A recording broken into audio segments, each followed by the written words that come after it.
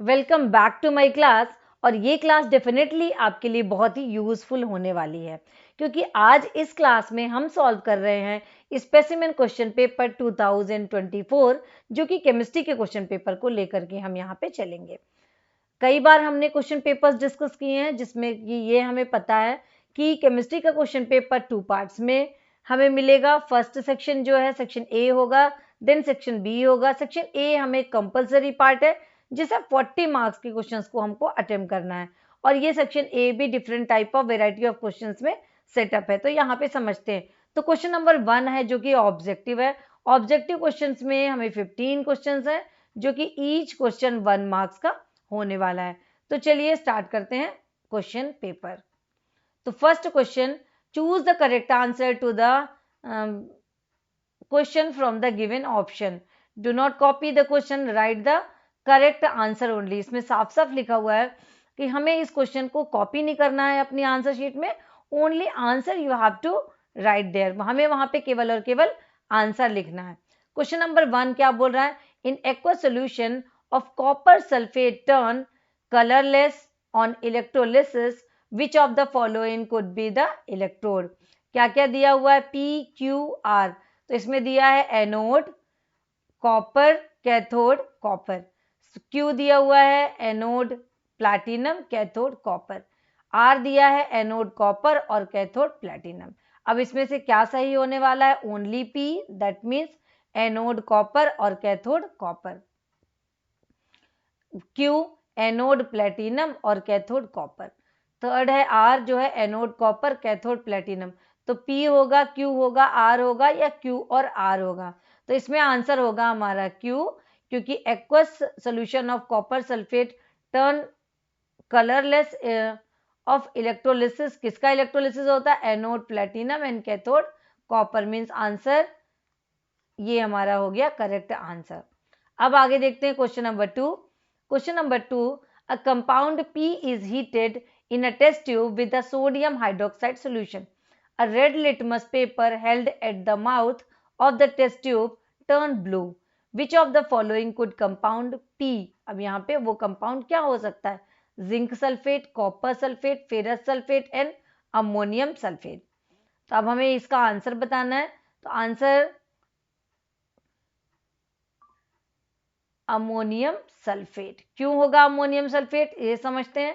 So ammonium sulphate react with sodium hydroxide to produce a sodium sulphate. क्या बनाएगा? Sodium sulphate and ammonia gas and water. The red litmus turn blue to the basic ammonia gas, क्योंकि वहां पे basic ammonia gas release होती है, इसीलिए क्या होगा? वो किस में चेंज हो जाएगा? ब्लू कलर में चेंज हो जाएगा। Then next question number 3rd. Question number 3rd. In atomic mass of sulfur, oxygen and helium are approximately 32, 16 and 4 respectively. ये क्या दिए हुए हैं? इनके मास दिए हुए हैं। Which of the following statement regarding the number of atom in 32 gram of sulfur, 16 gram of oxygen and 4 gram of helium is corrected? अब यहाँ पे 16 gram of oxygen contain 4 times of the number of atom as 4 gram of helium. 16 gram of oxygen contain half the number of the atom as 32 gram of sulfur. अब यहाँ पे हमें देखना है कि आंसर क्या है। Only P, only Q, both P and Q, neither P and nor Q। तो अब अपन को यहाँ पे देखना है क्यों। यहाँ पे आंसर होगा हमारा D, नाइदर P और नॉर Q। क्यों? Number of the atom. अब अपन को देख लेते हैं कि हमें ये पता है कि Na एवोगेड्रो नंबर कितना होता है? 6.023 इंटू 10 टू द पावर 23। तो अब सल्फर के लिए क्या होगा? 32 है तो 32 इंटू Na। इसी तरीके से 16 है तो 16 इंटू Na। 4 है तो 4 into Na, 4 into Na। Hence the same number of the atom which is 6.02 into 10 to the power 23। अब यहाँ पे क्या होगा? सेम नंबर होगा, इसीलिए ये होगा नाइदर P और nor Q। Ammonia gas is passed through the quicklime and then collected in a jar. Red and blue litmus are placed in the jar. W, X, Y and Z are the four observations. Which of the above observation correctly shows the reaction of the litmus paper to ammonia? क्या होगा? Blue turn blue, remain blue. Remain red, remain blue. Remain red, turn blue. Turn blue, turn red. इसका answer क्या होगा? So answer number 4 is W. Turn blue, remain blue. Red है तो blue में change हो जाएगा क्योंकि अमोनिया कैसी होती है? बेसिक होती है. सो बेसिक का नेचर क्या होता है? रेड को ब्लू में टर्न कर लेता है एंड ब्लू रिमेन ब्लू.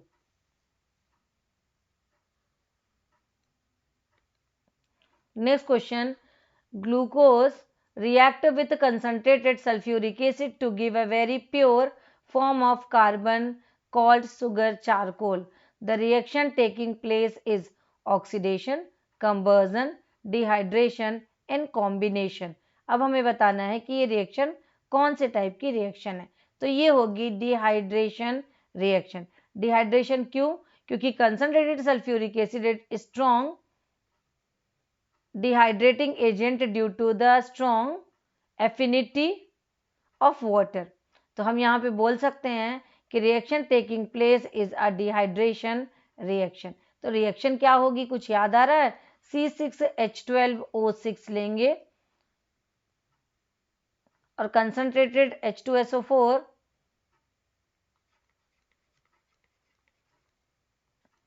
क्या निकलेंगे? Carbon plus H2O.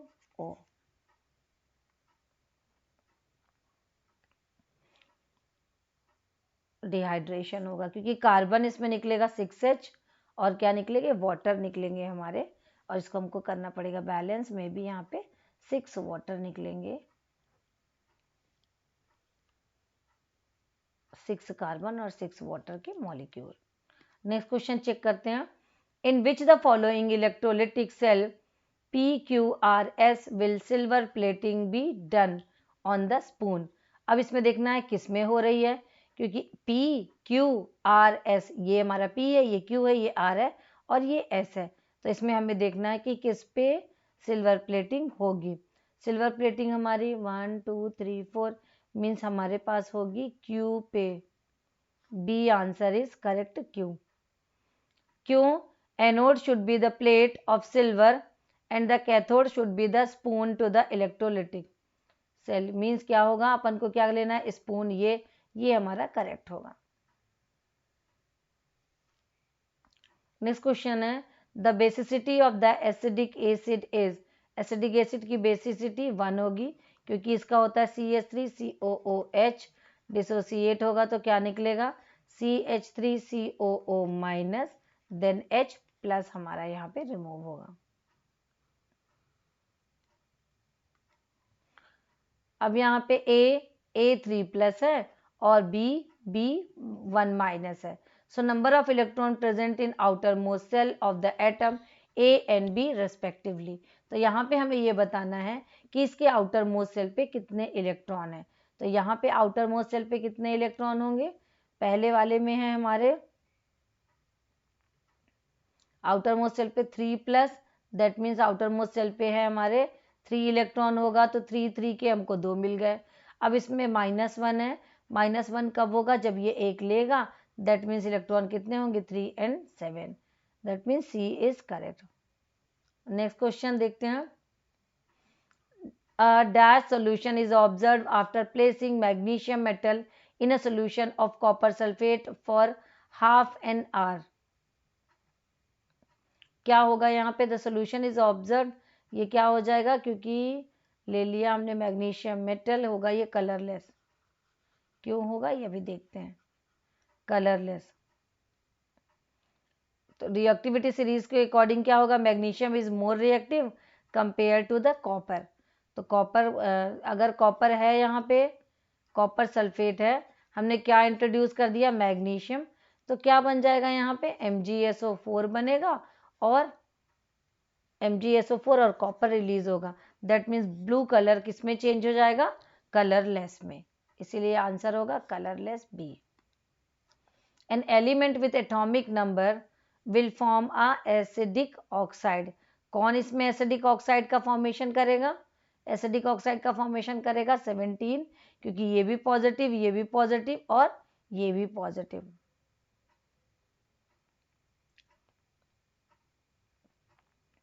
Next question है, which of the following is not true with respect to the nitric acid? It is a strong reducing agent, it is a strong oxidizing agent, it is unstable to heat, it liberates sulfur dioxide gas when treated with potassium sulfate.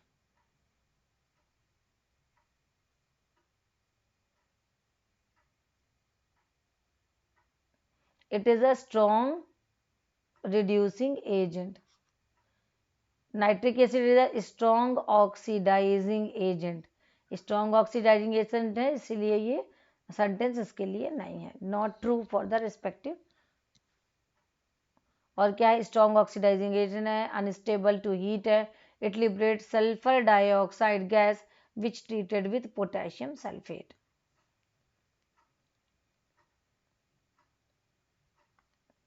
Next question is the functional group of methanol. Methanol का functional group कौन सा होगा? B, क्योंकि OH किसका हो? All मतलब alcohol,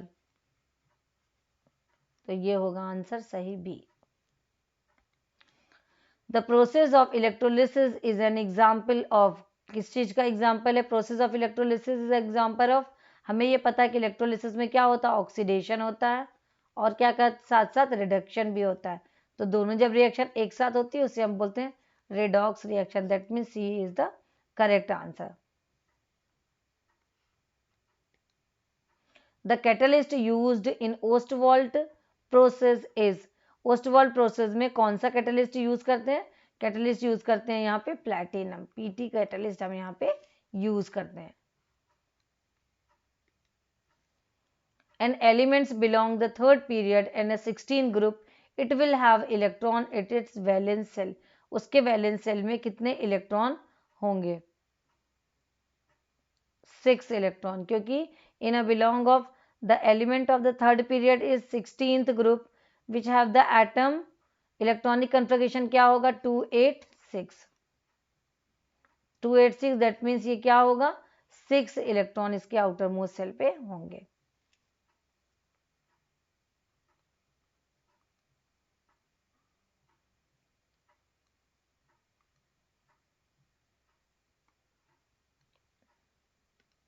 अब आगे बढ़ते हैं question number 2।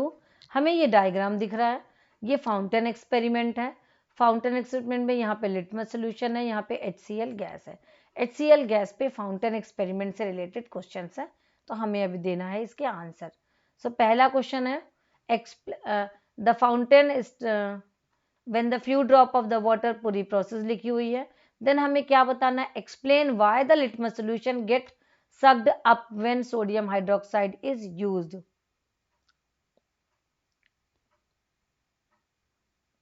When sodium hydroxide is introduced in the flask, it undergoes the neutralization reaction with HCl to form the salt and water. Means यहाँ पे क्या बनेगा? HCl plus NaOH give H2O plus HCl. What will be the color of the fountain when sodium hydroxide is used? Justify your answer.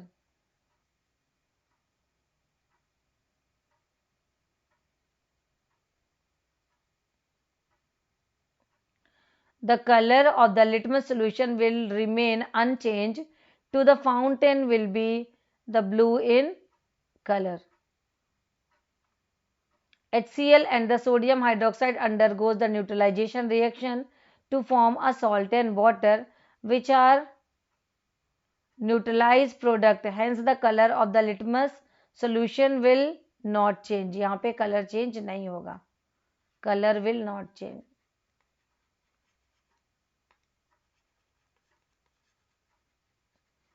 If instead of HCl gas, ammonia gas is filled in the flask, the water is introduced to the dropper, what will be the different observation? Justify your answer.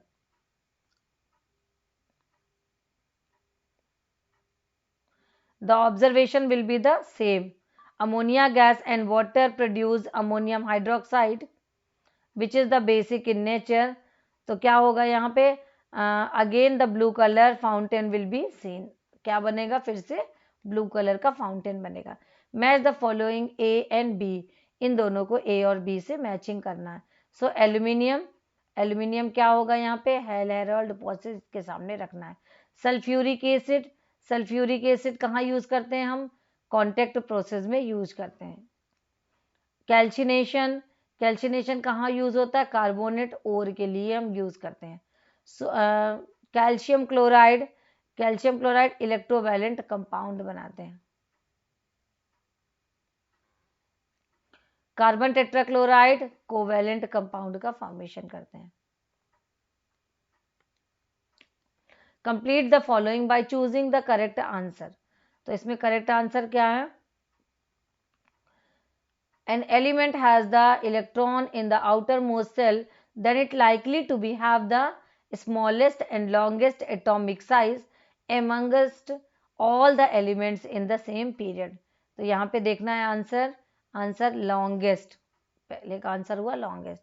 Dash sulphuric acid and hydrochloric does not form the acid salt. कौन नहीं करेगा, इसमें हमारा hydrochloric acid. Dash reddish brown dirty grind colored precipitate is formed when ammonium hydroxide is added to the solution of ferric chloride. तो इसमें क्या हो जाएगा, reddish brown. alkane undergoes reaction, substitution reaction. An alkaline acid solution will turn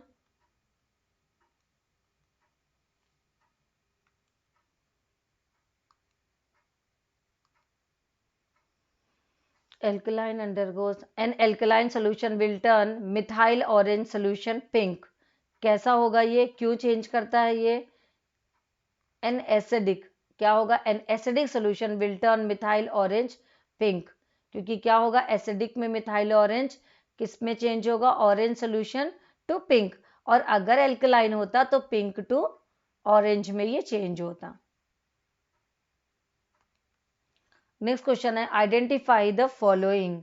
identify the following क्या बोल रहा है, पहला a bond formed between the two atom by share the pair of electron both electron being provided by the same atom. So coordinate bond, coordinate bond. So coordinate bond की definition भी यही है कि कोऑर्डिनेट बॉन्ड कैसे form होता है, by sharing the lone pair of electron. A salt formed by the complete neutralization of an acid by a base. तो क्या बनेगा, नॉर्मल सॉल्ट. इस तरह बनता है normal salt. A reaction in which the hydrogen of an alkane is replaced by a halogen. तो इसे हम क्या बोलेंगे, halogenation. Halogenation. A energy required to remove an electron from the neutral gases atom. Ionization energy.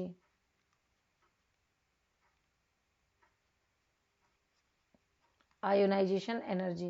A homogeneous mixture of two or more metals of a metal and a non-metal is a definite proportion in their molten state.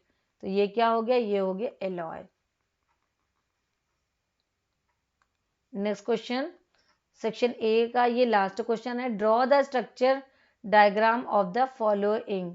हम लोगों को क्या करना है, यहाँ पे structure diagram को बनाना है.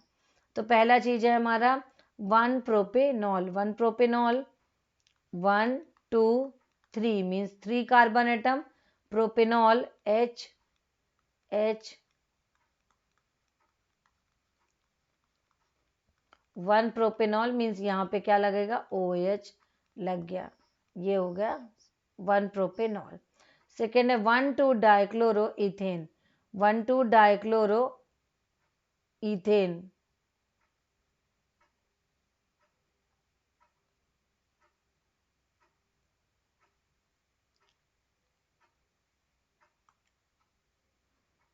तो ये हमारा हुआ लेकिन यहाँ दिया क्या है क्वेश्चन, 1 प्रोपेनल, 1 प्रोपेनल, मैंने यहाँ पे ऑल बना दिया, इसको करेक्ट करते हैं, सॉरी फॉर दैट, ये ऑल हो गया, अल बनाना है ना हमें, तो 1 प्रोपेनॉल नहीं, 1 प्रोपेनल मीन्स CHO हमें जोड़ना है, एल्डिहाइड को हमको यहाँ पे जोड़ना है।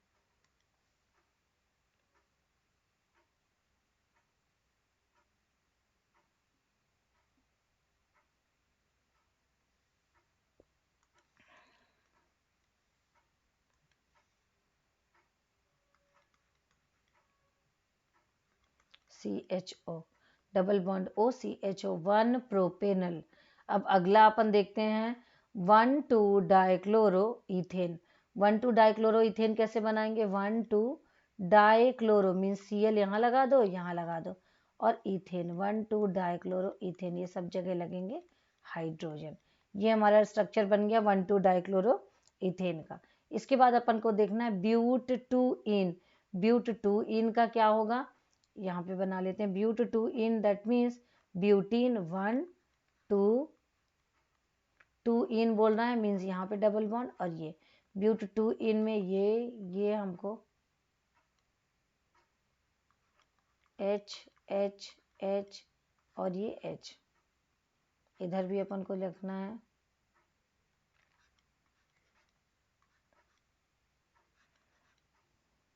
ये आ गया हमारा ब्यूट टू इन ब्यूटेन। अब हमें देखना है give the IUPAC name of the following organic compound, IUPAC name देना है इसको। तो ये क्या हो गया, हमारे पास OH लगा है, तो ये हो जाएगा हमारा 1 प्रोपेनॉल, जो मैंने यहाँ पे गलती से ड्रॉ कर लिया था, 1 प्रोपेनॉल, ये हो गया हमारा 1 प्रोपेनॉल।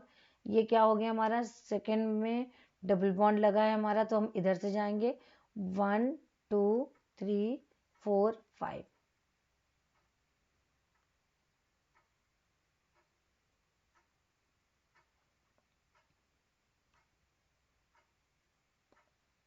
ये हो जाएगा हमारा 1 पेंटेन, 1 पेंटेन, ये हो गया हमारा सेक्शन A। नेक्स्ट वीडियो में अब हम सेक्शन B को सॉल्व करेंगे। तो इस क्वेश्चन पेपर को एक बार ज़रूर देखिए और ज़रूर लगाइए, और सारे सब्जेक्ट के स्पेसिमेन क्वेश्चन पेपर को बिफोर एग्जामिनेशन एक बार आप उनको सॉल्व करके चेक कर लीजिए। जिन्होंने कर लिया है बहुत अच्छी बात है, लेकिन जिन्होंने नहीं किया है वो अब क्या करें, इस स्पेसिमेन क्वेश्चन पेपर्स को एक एक बार ज़रूर सॉल्व करें। पढ़ते रहिए, फिर मिलते हैं सेक्शन B में। Thank you.